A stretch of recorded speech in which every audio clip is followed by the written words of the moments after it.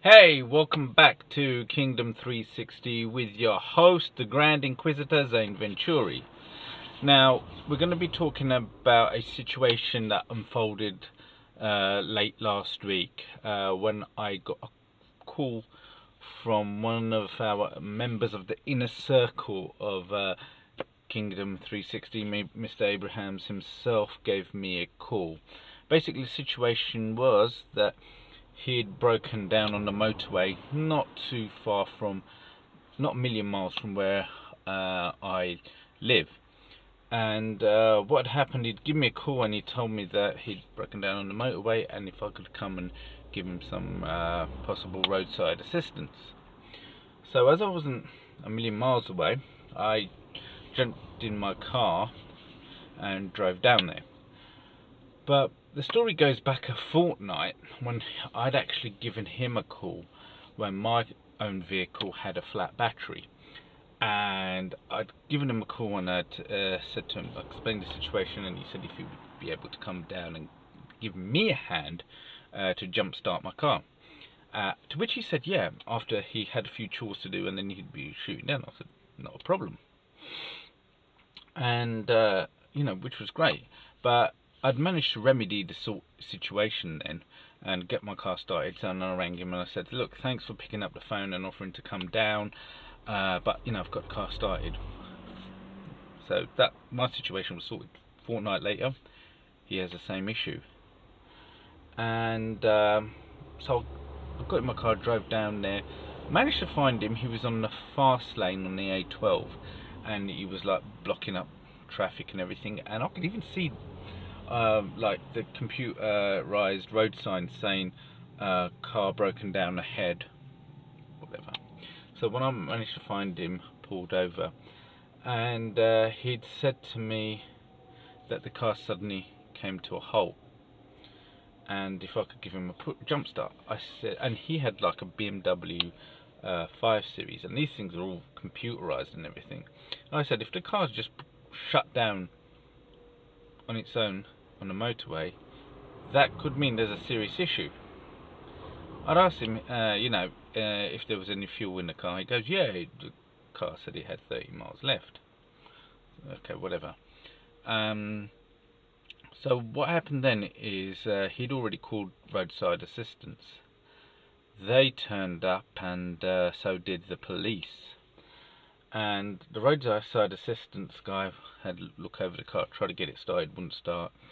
And basically, they'd realised there was too little fuel in the car.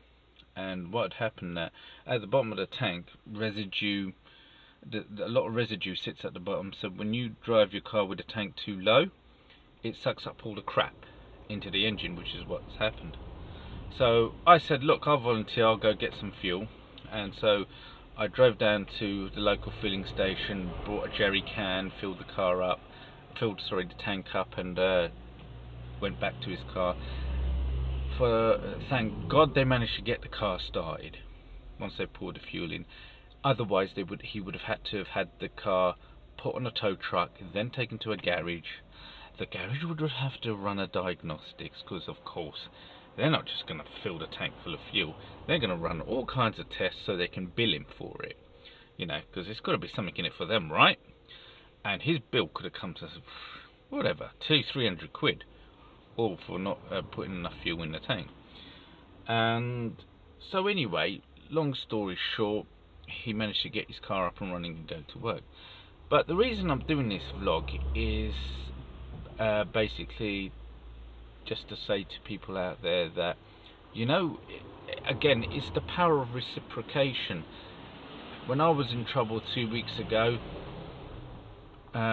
Miss Abrahams himself was quite happy to come and give me a hand, and vice versa.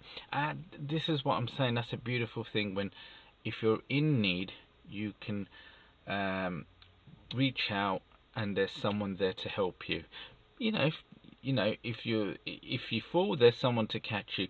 And we're not just talking about roadside assistance. I'm talking about having good quality friends, who are there for you. That when you have an issue, that they can come and give you assistance in whatever shape or form. And that's a beautiful, empowering thing. And I hear this all the time when when someone's fallen out with someone because they've been there for them, but in their hour of need they were nowhere to be seen. Happens all the time.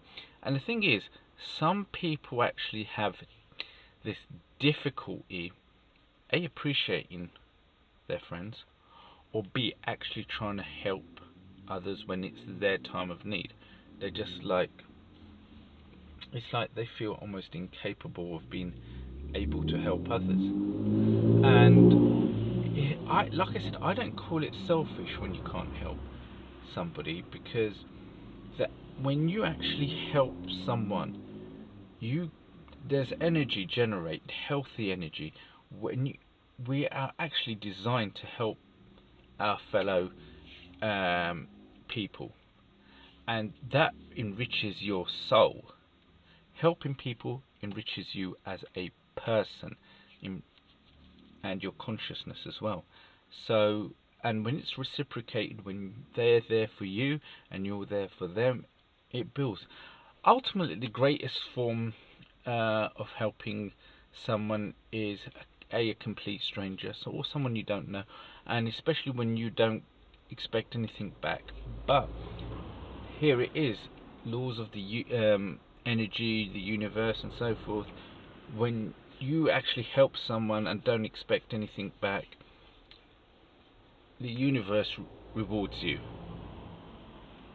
How? Because it's all energy. You're recirculating your energy. You're giving out in the act, and the feeling you get back, it's all research. And that's why it's very important to help others who are less fortunate than yourselves or are in trouble, because you've got to recirculate that energy. Otherwise, if you just keep it in and keep it all to yourself, you become toxic. Toxic people aren't known to go out and help people or go out their way for others, hence they're toxic. That's how they become toxic. Well, one way. And I say that it's not even selfish, because in a way it's self-destructive not being able to help people. It's not selfish, it's self-destructive, because you're not regenerating your internal energy. You become stale. Your energy becomes stale. So I just wanted to share this with you, and please subscribe to the channel, leave any comments and so forth, and I'll be seeing you in the future.